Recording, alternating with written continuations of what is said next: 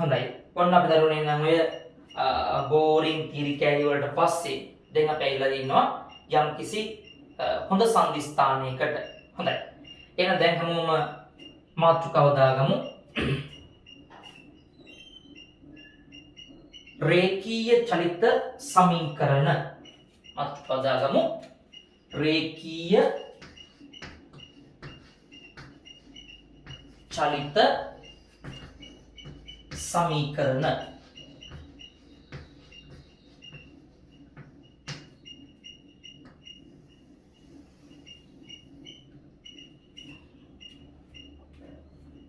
හොඳයි. මෙම ලියාගමු ඉස්සල්ලාම.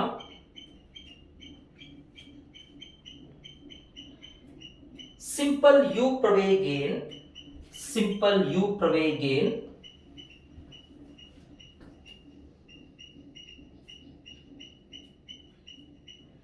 චලිතය ආරම්භ කරන වස්තුවක් simple u ප්‍රවේගයෙන් චලිතය ආරම්භ කරන වස්තුවක්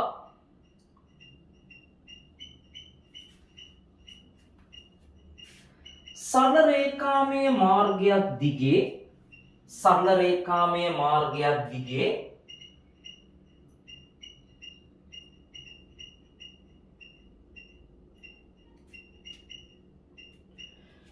simple t කාලයක් තුල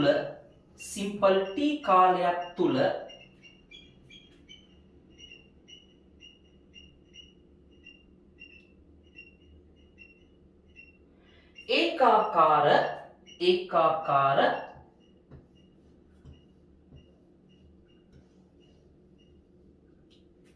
simple a ත්වරණයෙන් ගමන්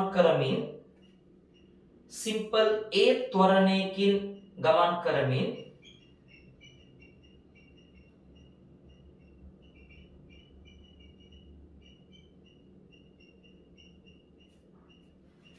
S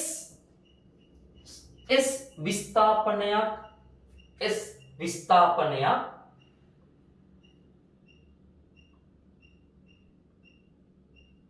ලබා ගන්නා මොහොතේදී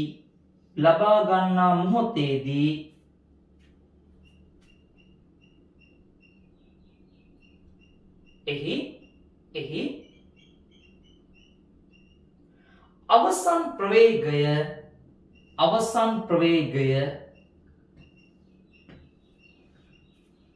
simple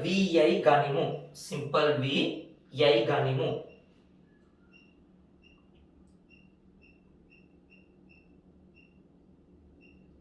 දැන් මේ අනුව මම තෝරන් තියෙන්නේ u කියලා තෝරගත්තේ ආරම්භක ප්‍රවේගය, v කියලා තෝරගත්තේ අවසාන ප්‍රවේගය, කලින් වාගෙම t කියලා ගත්තේ කාලය, a කියලා ගත්තේ ත්වරණය. බලමු දරුවෝ දැන් මම පොඩි විශේෂත්වයක් කරලා බලන්න මේ ප්‍රවේග මාත්‍රාදී මම මාක් කරගත්තේ එක ඊතලයකින්. දරුවෝ අපි ත්වරණ සාමාන්‍ය මාක් කරගන්නේ මේ විදිහට ඩබල් ඊතලයකින්. ඒතර අපිට ලේසියෙන් මේක අදව ගන්න පුළුවනි ප්‍රවේග සහ ත්වරණ. S ගත්තම අපි සාමාන්‍ය විදිහට විස්ථාපනයට. හොඳයි. දැන් හොඳට අහගන්න. අපි දැන් පටන් ගමු අපි ඉගෙන ගත්ත අර්ථ දැක්වීමෙන්. අපි දන්නවා මෙන්න අපි පටන් ගන්නවා පළවෙනි එකෙන්. දැන් අපි දන්නවා ත්වරණය කියන්නේ ප්‍රවේග වෙනස බෙදීම කාලය ගත වූ කාලය. ඒකක කාලයකදී සිදු වූ ප්‍රවේග වෙනස. එහෙනම් ත්වරණය කියන්නේ අපි දන්නවා අවසාන ප්‍රවේගයේ ඍණ ආරම්භක ප්‍රවේගයේ බෙදීම ඒ සඳහා ගත වූ කාලය t. මන්දරුනි මේක හරස් ගුණ කරගත්තොත් මේ විදිහට a වතාවක් t සමානයි v ඍණ u බවට පරිවර්තනය වෙනවා. මේ u දාගමු වම් අත පැත්තට. එහෙනම් v සමානයි u ධන a t. හොඳයි. ඔන්න දරුවනේ අපිට හම්බෙන පළවෙනි චලිත සමීකරණය. හොඳයි. දැන් එන හැමෝම දරුවෝ බලන්න මේ වීඩියෝ එක චූට්ටක් නතර කරලා මේ රූපසරාණ ඇඳගෙන ඔප්පු කරගන්න පළවෙනි චලිත සමීකරණය. හොඳයි. දැන් අපි දැන් හිතමු අපේ දෙවෙනි චලිත සමීකරණය ගැන. දැන් මට දරුවනේ කියන්න ඔයාලා අපි කතා කරා ප්‍රවේගය කියන්නේ මොකද්ද? ප්‍රවේගය කියන්නේ විස්ථාපනය බෙදීම කාලය. හැබැයි එතන පොඩි ප්‍රශ්නයක් තියෙනවා. අපි කතා කරා ප්‍රවේගය කියන්නේ විස්ථාපනය බෙදීම කාලය නම්.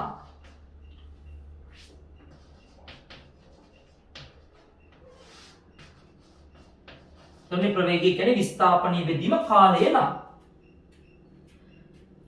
ඒක දරුවනේ අපි කතා කරා ඒ සමීකරණේ වළංගු වෙන්නේ වස්තුව ඒකාකාරව ගියා නම් විතරයි. දැන් දරුවනේ මේකේ ප්‍රවේගය ඒකාකාරද? නෑ මේ ආරම්භක ප්‍රවේගය තියෙනවා u අවසන් ප්‍රවේගය තියෙනවා v එක්ක දරුවනේ මේ ප්‍රවේගය වැඩි වෙලා එක්ක ප්‍රවේගය අඩු වෙලා අපිට ගැටලුවක් නැහැ මොකක් වුණා. හැබැයි දරුවනේ ප්‍රවේග දෙක සමාන නෑ ඒකාකාර නෑ. එතකොට ඒකාකාර නොවන ප්‍රවේගයකින් ගමන් කර වස්තුවක විස්ථාපනය බෙදුවොත් කාලයකින් මොකක්ද එන්නේ? විස්ථාපනයක් බෙදුවොත් කාලයකින් එන්න ඕන ප්‍රවේගය තමයි. ඒ දරුවනේ දැන් මේක එහෙම කියන්න බෑ නේද මේ ප්‍රවේග තැන් තැන් වලට වෙනස්නේ. ආදර තේරුම් ගන්න. එතකොට මේ ගමන් කළ සම්පූර්ණ විස්ථාපනය බෙදුවොත් එහෙම මේ ගමන් කළ සම්පූර්ණ කාලේ එන්න දරුවනේ නිකම්ම ප්‍රවේගය නෙමෙයි. හේතුව මේ ප්‍රවේගය තැන් තැන් වලට වෙනස්. මොකක්ද දරුවනේ එන්නේ අපිට ඇවරේජ් එක. අන්න අපි ළමයිකට කියනවා මධ්‍යක ප්‍රවේගය කියලා. මේක ළමයි නිකම්ම ප්‍රවේගය නෙමෙයි මේක මධ්‍යක ප්‍රවේගය. ඇවරේජ් වෙලොසිටි එක. එහෙනම් දරුවනේ තේරුම් ගන්න වස්තුවක් ගමන් කළ සම්පූර්ණ විස්ථාපනය බෙදුවොත් ගමන් කළ සම්පූර්ණ කාලයෙන් අපිට එන්නේ ඒ වස්තුවේ මධ්‍යන්න ප්‍රවේගය මධ්‍යක ප්‍රවේගය ඇවරේජ් වෙලොසිටි එක. හැබැයි දන්න පොඩි කාලේ සංඛ්‍යා දෙකක මධ්‍යන්නේ ගැනීමේ තව සරල පහසු ක්‍රමයක් තිබ්බා. මොකද ක්‍රමය? සංඛ්‍යා දෙකක මධ්‍යන්නේ ගන්න පුළුවනි ඒ සංඛ්‍යා දෙක එකතු කරලා දෙකෙන් බෙදලා. සංඛ්‍යා 3ක් නම් සංඛ්‍යා 3 එකතු කරලා 3ෙන් බෙදුවා. සංඛ්‍යා 50ක් නම් සංඛ්‍යා 50 එකතු කරලා 50ෙන් බෙදුවා. මතකද ඔයාලට ඔයාලගේ පන්තියේ ලකුණු වල ඇවරේජ් එක ගන්න විදිහ? ඒ නිසා දරුවනේ දැන් මේක ඒකාකාර ප්‍රවේගයෙන් නම් දරුවනේ ගමන් කරේ ඒකාකාරව නම් ප්‍රවේගය වැඩි වුණේ හෝ අඩු වුණේ. මේ දෙන්නගේ මධ්‍යක ප්‍රවේගය ගන්න පුළුවන් අපිට ඕන නම් දෙපැත්තේ ප්‍රවේග දෙක එකතු කරලා දෙකෙන් බෙදලා. හේතුව මධ්‍යන්නයක් අපි ගන්න. දැන් අපිට දරුවනේ පුළුවන් මේකේ මෙන්න මේ t වලින් හරස් ගුණ කරන්න. මොකද වෙන්නේ? s සමානයි එතන හරස් වෙනවා u ධන v එහෙම නැත්නම් v ධන u බෙදීම දෙවතාවක් t කාලය. මෙන්න දරුවනේ අපිට හම්බ වෙන දෙවනි සරල පහසු චලිත සමීකරණය. හොඳයි. අපි කොහොමද මම නැවතතාව කතා කරොත් එහෙම වස්තුවක මධ්‍යක ප්‍රවේගය කියන්නේ එයා ගමන් කළ සම්පූර්ණ විස්ථාපනය බෙදීම එයා ගමන් කළ සම්පූර්ණ කාලය. එතකොට මේ මධ්‍යක ප්‍රවේගය නැවතතාවක් ගන්න පුළුවනි දෙපැත්තේ ප්‍රවේග දෙක එකතු කරලා දෙකෙන් බෙදලා ඇවරේජ් එක විදියට. එහෙනම් මධ්‍යක ප්‍රවේගය මම සමාන කරා s බෙදීම t ට හරස් ගුණ කරලා ගත්තා. මෙන්න අපේ දෙවනි චලිත සමීකරණය. හොඳයි. දැන් අපි බලන්න නම් දෙවනි සමීකරණය ඔප්පු කරලා කොටුවක් දාගන්න. මේ වීඩියෝ එක හොඳයි. අපිට මම කරන්නේ අපි මේ වීඩියෝ ඔප්පු කරලා තියෙන චලිත සමීකරණ දෙක මේ ආකාරයෙන් පැත්තක ලියාගත්තා. ඇත්තටම මේ දෙක තමයි අපි කතා කරන්නේ චලිත සමීකරණ වල මූලිකම ප්‍රධානම චලිත සමීකරණ දෙක විදියට. අපි ළමයි තව චලිත සමීකරණ දෙකක් ඔප්පු කර ගන්නවා මේ දෙක නැවතවතාවක් භාවිතා කරලා. කොහොමද? මං ගාව පළවෙනි සමීකරණයේ තියෙනවා v ගේ අගය. දරුවනේ මං ගාව තියෙන v ගේ අගය මං ආදේශ කරනවා අංක දෙකේ සමීකරණයට. මොකද කරන්නේ? අපිට මෙහෙම. අංක 1හි v හි අගය අංක 2ට ආදේශේ. පළවෙනි ඔයාලා ලියාගත් සමීකරණ දෙක අංක 1 සහ 2ට නම් කරගන්න ආයෙ ලියන්න ඕනේ නැහැ. මම අංක 1 තියෙන වීගයාගේ ආදේශ කරනවා අංක 2 සමීකරණයට. මොකද වෙන්නේ? එතකොට s සමානයි u ධන v. v කියන්නේ මොකද්ද? අය පාරක් u ධන at. v කියන්නේ u ධන at. දෙකෙන් බෙදුවා t වලින් ගුණ කරා. චූටික් සුළු කරලා ගමු. u එකතු වුණාම 2u ධන at වැඩි කරනවා t වලින්. එතකොට මේ t වලින් ගුණ කරද්දී මේකත් t වලින් ගුණ වෙනවා. මෙයා ගුණ කරව මේක t වර්ගය වෙනවා. මට දැන් මේ දෙකෙන් බෙදන්න මේ විදිහට මම පුළුවන් දෙකෙන් බෙදන්න මේ විදිහට. දැන් අපිට ලැබෙනවා අවසාන ලස්සන සමීකරණයක් s සමානයි 2ut දෙකෙන් බෙදපුවාම ut ධන at වර්ගය දෙකෙන් බෙදුවත් එකයි භාගයෙන් ගුණ කරත් එකයි. අන්න දැන් අපිට නෝ තුන චල සමීකරණය s සමානයි ut ධන භාගයයි at වර්ගය කිය. මේක අංක 3. s සමානයි ut ධන භාගයයි at වර්ගය. හොඳයි. දැන් බලන්න වීඩියෝ එක චූට්ට නතර කරලා ඔප්පු කරගන්න තුන්වෙනි චල සමීකරණය හැමෝම. හොඳයි. අන්නදරෝනේ ඇඩ් වුණා තව චල සමීකරණයක් අපිට. දැන් ඔයාලට පුළුවන් මේ චල සමීකරණ 1 2 නැවත වතාවක් පාවිච්චි කරලා භාවිතා කරලා තව සමීකරණයක් ඔප්පු කරන්න. එතකොට හිතන්නකෝ අංක 1 සමීකරණය මම නිකමට උක්ත කරලා ගන්නවා කියලා t ගියාගේ t සමානයි කොහොමද? මේ at උක්ත කරගත්තොත් එහා පැත්තට එනවා v ඍණ u සමානයි at. t උක්ත කරමු a වලින් බෙදලා ඒ නිසා v ඍණ u බෙදීම a තමයි t කියන්නේ. මම මේ හොයාගත්ත t ගාගේ ආදේශ කරනවා අංක 2ට. එතකොට අංක 2 සමීකරණයෙන් අපිට මෙහෙම එකක් එනවා. මොකක්ද දෙන්නේ? s සමානයි u ධන v බෙදීම දෙවතාව t කියන්නේ මොකද්ද? මේ ළමයි t කියන්නේ v ඍණ u බෙදීම a. තරුණේ ලවේ තියෙන්නේ u ධන v කැතයි. මේක මේ හිතන්න දුන්නේ v ධන u කියලා. මේ තියෙන්නේ v ධන u v ඍණ u. මොකක්ද මතක් වෙන්නේ? වර්ග දෙහිකාන්තරයේ සාධක. v ධන u වතාවක් v ඍණ u කියන්නේ a ධන b වතාවක් a ඍණ b වාගේ. හරියට නිකන් a වර්ගයේ ඍණ b වර්ගයේ වර්ග දෙහිකාන්තරයේ සාධකයි මේ තියෙන්නේ. එහෙනම් මේ තියෙන්නේ v ධන u v ඍණ u කියන්නේ v වර්ගයේ ඍණ u වර්ගයේ සාධක. මේ හරය ළමයි 2a තියෙනවනේ. ඒ 2a ගෙන් හරසුන කරන මේ පැත්තට ගුණ කරන්න. එතකොට ඒක 2a ගුණ කිරීම s 2as. අපිට මේ දාගම මේ u වර්ගයේ වම් අත පැත්තට අපිට එනවා v වර්ගයේ සමානයි u වර්ගයේ මෙහා පැත්තට එනවා ධන වේලා u වර්ගයේ ධන 2as. මෙන්න අපිට හම්බෙන හතරවෙනි චලිත සමීකරණය අංක 4. හොඳයි. දැන් මාන මේ පොට්ටක් වීඩියෝ නතර කරලා හැමෝම හතරවෙනි චලිත සමීකරණ ඔප්පු කරලා ගන්න. හොඳයි. තරණේ අපි ඔන්න චලිත සමීකරණ 4 ඔප්පු කරලා ඉවරයි.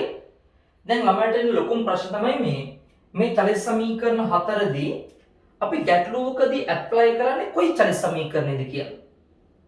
මම ඒ නිසා මගේ ගානේ කියලා දෙනවා ටිකක් ලස්සන මෙතඩ් එකක් මේ විදිහට. එතකොට මතක තියාගන්න අපේ චලිතයේදී අපිට ප්‍රධාන වශයෙන් හම්බෙන්නේ පරාමිති 5යි. මම පරාමිති 5 ආරම්භක ප්‍රවේගය, අවසාන ප්‍රවේගය, ත්වරණය, කාලය, විස්ථාපන. වර්ධනය බලන්නේ චලිත සමීකරණ 4 අපි ගාව තියෙන චලිත සමීකරණ 4 ওই චලිත රාශි පහම කවදාවත් එකක නැහැ.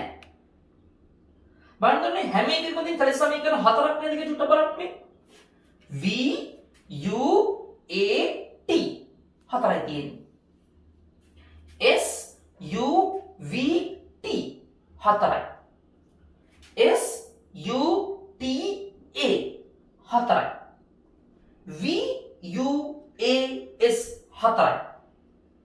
දරුවනේ හැම චලිත සමීකරණයම එක පරාමිතියක් මිසි. බලන්න මේ පළවෙනි සමීකරණේ V තියෙනවා U තියෙනවා A තියෙනවා T තියෙනවා කොහොමද නැත්තේ? විස්ථාපනේ නැහැ. දරුවනේ මේ චලිත සමීකරණයේ ඇතුලේ විස්ථාපනය නැහැ. එහෙනම් අපිට යම් ගාණක් දුන්නොත් එහෙම ආරම්භක ප්‍රවේගයේ තියෙනවා අවසන් ප්‍රවේගයේ තියෙනවා ත්වරණය කාලය. දරුවනේ ඔන්න ඔය හතර සම්බන්ධ කරලා යම් ගාණක් දුන්නොත් විස්ථාපනේ නැත්තම් මේ ගානේ කොහෙවත්ම දත්තයක් වශයෙන් දීලත් නැහැ අපිට හොයන්නත් නැත්තම් දරුවනේ භාවිතා කරන්නේ විස්ථාපනේ නැති සමීකරණය v = u ධන at. බලන්න මේ අංක දෙක සමීකරණ දිහා චුට්ටක් බලන්න. විස්ථාපනයේ තියෙනවා ආරම්භක ප්‍රවේගයේ තියෙනවා අවසන් ප්‍රවේගයේ තියෙනවා කාලයේ තියෙනවා හැබැයි කවුද නැත්තේ? ත්වරණේ නැහැ. එහෙනම් දරුවනේ අපිට යම් ගාණක් තියෙනවා නම් අනිත් හැම දත්තයක්ම තියෙන විස්ථාපනයේ ආරම්භක ප්‍රවේගයේ අවසන් ප්‍රවේගයේ කාලයේ තියෙනවා. හැබැයි ත්වරණය අහලත් නැත්තම් ත්වරණය දීලත් නැත්තම් අපි දුන්නේ භාවිතා කරනවා S = u ධන v බෙදීම දේවතාව t කියන සමීකරණය. බලන්න තුන්වෙනි සමීකරණය දිහා චුට්ටක්. විස්ථාපනයේදී අහල තියෙනවා ආරම්භක ප්‍රවේගයේ තියෙනවා කාලයේ තියෙනවා ත්වරණයේ තියෙනවා. කවුද නැත්තේ? අවසන් ප්‍රවේගයේ නැහැ.